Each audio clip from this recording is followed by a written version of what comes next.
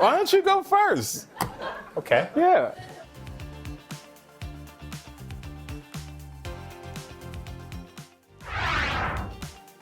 Number 10. Strip club vaccines. In the season 46 finale, the joke that Colin Jost wrote for Michael Che was this pandemic-era gem. Che reads out that Las Vegas is opening a pop-up vaccine site. It just so happens to be located in a strip club. Las Vegas is opening a pop-up vaccine site in a strip club. While Che doesn't look too surprised, he does change his tune after reading his name, as the joke quickly gets personal. The strippers say the vaccine is a lot like Michael Che. Very quick, and you can barely feel it go in. It's among the more unexpected ways to get the word out about vaccination. Laughing in the end, the anchor comes around to the sudden turn. It might not be the most offensive swap, but it's certainly one of the silliest. Number 9. Treating melanoma. In this setup for Michael Che, the co-host of Weekend Update has to embarrass himself once again. Researchers are testing a new method to treat cancer by injecting the cells with the herpes virus. He informs the audience that herpes cells are being used to treat cancer. The audience can only imagine where this is going, but sure enough, it all comes back onto Che. So good news, if you've ever had sex with me, you might have the cure for cancer. As he presents some good news and some bad news, we guess. It gives Che yet another reason to be worried about Colin Jost's writing skills, whose personal jab manages to make a serious medical topic funny. Oh, man. Number 8. Bringing back the Dodo. On this version of the comedic switcheroo, Michael Che invites civil rights activist Dr. Hattie Davis to sit in on the jokes. Poet, author, and activist, please welcome Dr. Hattie Davis, ladies and gentlemen. Much to Colin Jost's chagrin. In reality, the good doctor was actually an actress, but Jost didn't know that. As usual, Jost has to follow the script to racially insensitive places with a punchline about Barack Obama and Africa. A group of geneticists have announced plans to bring back the dodo and reintroduce it to Africa. And if you ask me, I can think of at least one dodo I'd like to reintroduce to Africa. Poor Jost hides his head in shame, while Che looks to be enjoying himself, reveling in his co-anchor's humiliation. It's definitely among the more diabolical swaps of its kind. The woman's an activist, Colin.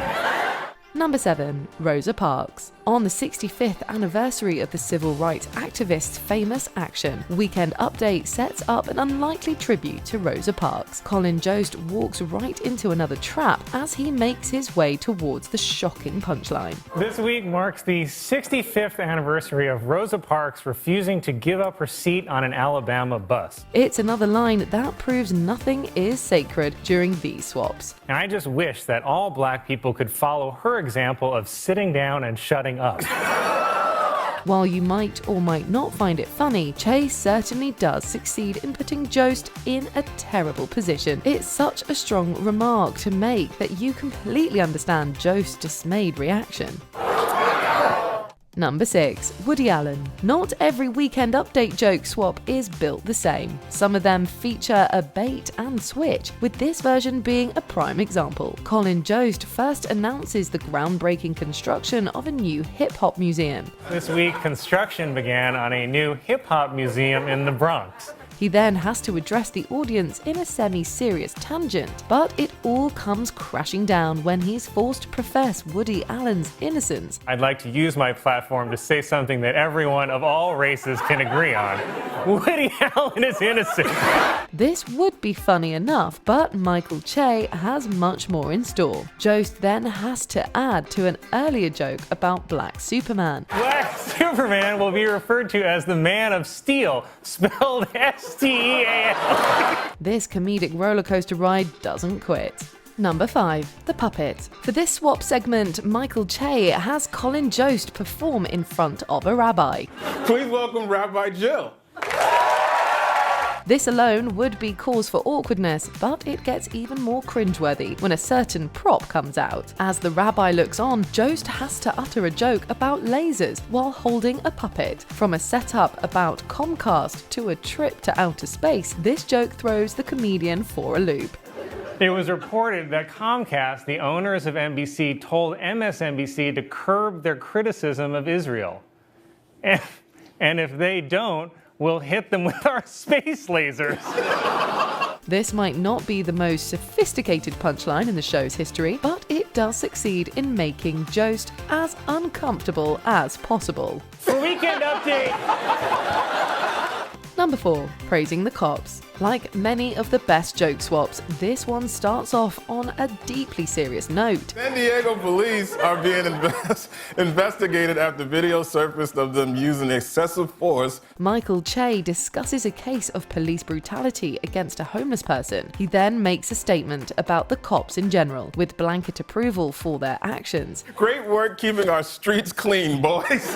It's an absurd reversal that puts Che in the hot seat. He looks distinctly uncomfortable as he's made to double down on the controversial statements. I know I'm probably the only black man brave enough to say this on live TV, but blue lives matter even more. Colin Jost sets up his co-host to hate every second of this joke, and it shows.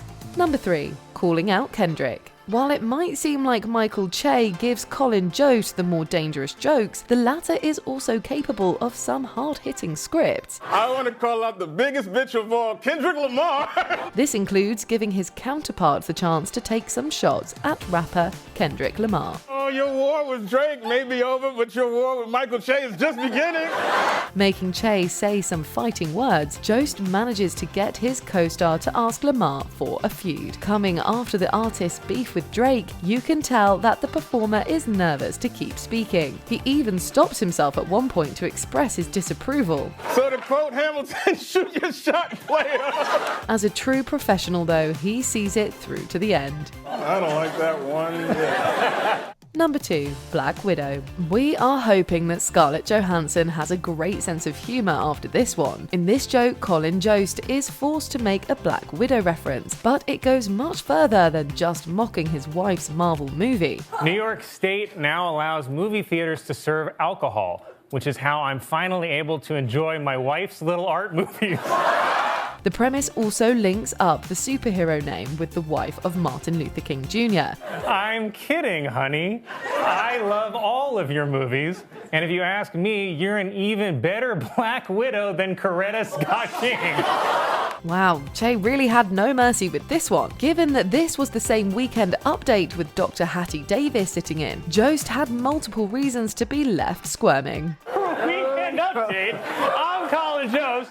Number 1, Frank Sinatra Biopic. The Black Widow joke wasn't the first time that Weekend Update saw Che take a dig at Colin Jost's relationship with Scarlett Johansson. Jost walks right into the setup as he describes the casting for Frank Sinatra. Creed singer Scott Stapp will play Frank Sinatra in an upcoming movie. When he announces who'll be playing Sammy Davis Jr., the comedian looks both terrified and embarrassed to announce the punchline. The good news is Sammy Davis Jr. will be played by Scarlett Johansson. The joke's riffs off the controversy over Johansson's role in 2017's Ghost in the Shell, when she was accused of whitewashing. Jost manages to take it in stride, just. But we do wonder what happened when he got home. Weekend Update on Michael Che. I'm Colin Jost. Good night. Did we forget another great joke swap on SNL? Let us know in the comments below. Why?